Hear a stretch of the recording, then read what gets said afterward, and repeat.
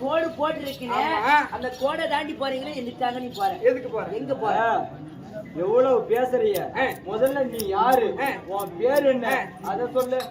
ஆனால் இவன் பேரை வந்து சரவணராஜன் குமார்த்தின்னு சொல்லக்கூடிய குணாவதி அம்மனுக்கும் செல்வ கற்பனையாக பிறந்தவள் நான் தான் ஏலக்கண்ணி. அப்படியா?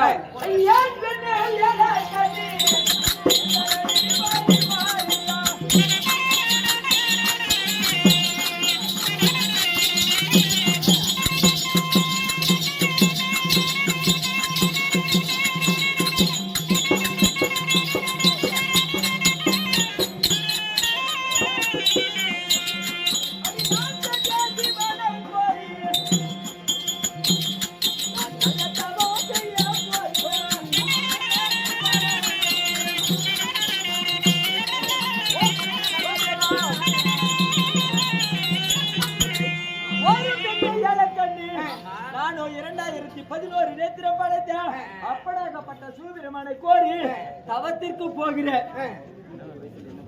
நான் வந்து சிறு வயசுலயே நான் தவங்கள் செய்தேன். எப்படி பார்த்தா சூவிரமனை கோரி தவத்திற்கு போக வேண்டுமான சின்னஞ்சிறு வயசா இருக்கிறேன். இந்த வாலிப தோற்றத்துல நீ ஆண்டு அனுபவிக்கக்கூடிய வயசு இந்த வயசுல போயிட்டு ஏன் தவம் செய்யல அப்படின்னு கேட்பாங்க.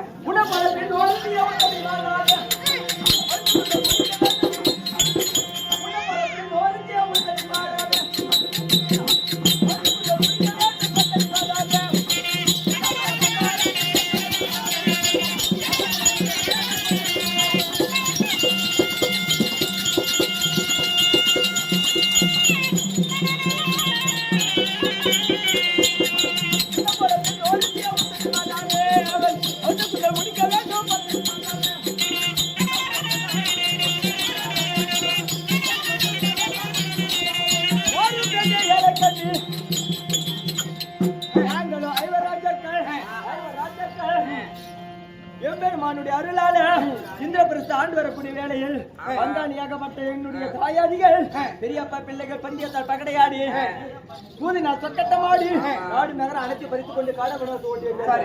அப்படி ஓட்டி வைத்த நேரத்துல உன்னை போல என்னுடைய மனைவி பாஞ்சாலி அன்று தினத்தில் அவித்த கூந்தலை விரித்து சபதம் வைத்திருக்கிறார். அவன் சபதத்தை முடிப்பதற்காக நான் அடிமுடியும் காணாத சிவபெருமான் திருவடியை காண்பதற்காக சென்று கொண்டிருக்கிறேன். அந்நாளிலே நானும் தான் சிவபெருமானிடத்திலே தவங்கள் செய்து எப்படி தெரியுமா, எனக்கு வந்து 10 அழகு, மாலையிட்ட மன்னவர்கள் வந்து 12 அழகு இருக்கணும். மன்னவருக்கு வந்து 12 அழகு இருக்க வேண்டும். என்ன திருமணம் செய்யக்கூடியவர் யாராவது இருந்தாலும் என்ன விட அழகு அதிகமா இருக்கும். அப்படி நானும் தான் தவம் செய்தேன். அப்படி அழகு பார்த்தா நீ மட்டும் தான் இருக்கிற. சிவபெருமான் சொன்னார், இந்த வனமாக வட்டது இருள் சூழ்ந்த வனமா இருக்கும். மானிட்ட மன்னவர் அந்த வனத்திற்கு வந்தா விசித்திரமா ஆயிரும் சொன்னாரு. அப்படி வந்தவங்க நீதான் என் புருஷன் வெளி சொல்லிட்டுக்கோ. சரி பெண்ணே, அப்படியானால் சிவபெருமானுடைய வரத்தை நானும் மதிக்கிறேன். அதனால நானும் நேராக சென்று இப்ப திருமணம் ஒண்ணு செய்ய முடியாது. அதனால நேராக சென்று சிவபெருமானை கோரி தவம் இருந்து சிவபெருமான் கொடுக்கக்கூடிய அந்த பாசுகனை ஆசிரியத்தை வைத்து 18 பாரத போர் முடித்து தாயாதிகளை வென்ற பிறகு என்னுடைய அண்ணனுக்கு மகுடாபிஷேகம் சூட்டி பாஞ்சாலி நவத்த குந்தல் முடித்து என்னுடைய அண்ணனாகிய பீமண்ணன் கையினால் ஜலம் மாறி உண்ண அத்தனை சபதத்தை முடித்து விட்டு பிறகு வந்து உன்னை கல்யாணம் பண்ணி. இந்த பேச்சுதான் இடம் இல்ல. சரி, பிறகு வந்து கல்யாணம் பண்றீங்க. நீங்க போறது 1 யுகமோ 2 யுகமோ 3 யுகமோ எத்தனை நாள் ஆகுமோ தெரியாது. ஒரு வேலை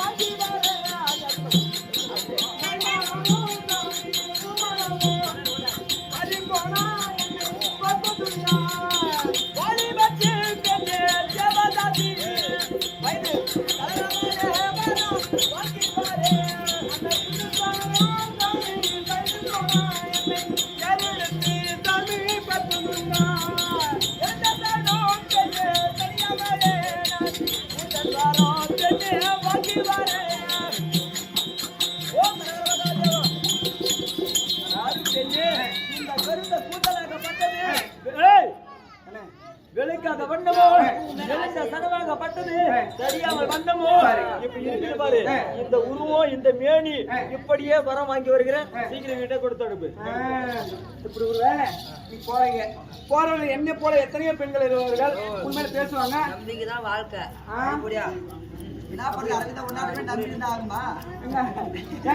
அதனால உங்களுக்கு ஒரு அடையாளம் வச்சுட்டு வைக்கிறேன் இல்லையா அந்த அடையாளம் மாறாம இருக்கணும் இல்லையா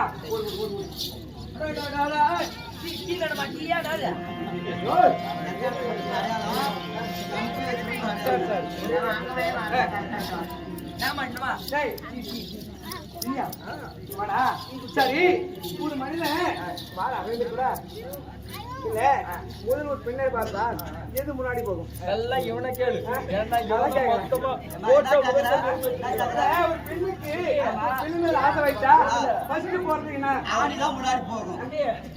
அவன் போன வாங்கி முதல்ல செட் பண்ணி அதெல்லாம் தெரியல, அதெல்லாம் நான் முன்னாடி கண்டுபிடிச்சிட்டோம். இது முன்னாடி போகும். அது நானே கூட முன்னாடி போகணுமா இல்ல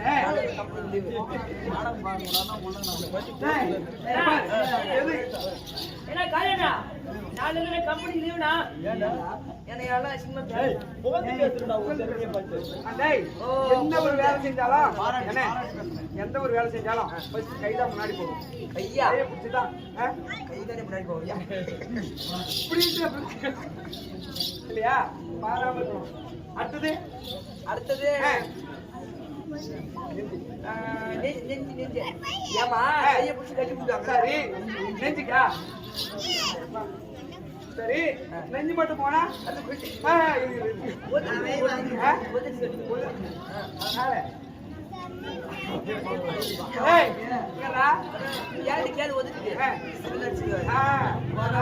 உள்ளங்கைக்கு வச்சாச்சு, வாய்க்கு வச்சாச்சு, நெஞ்சுக்கு வச்சாச்சு, அடுத்தது கேங்கடா நெஞ்சுக்கு வச்சாச்சு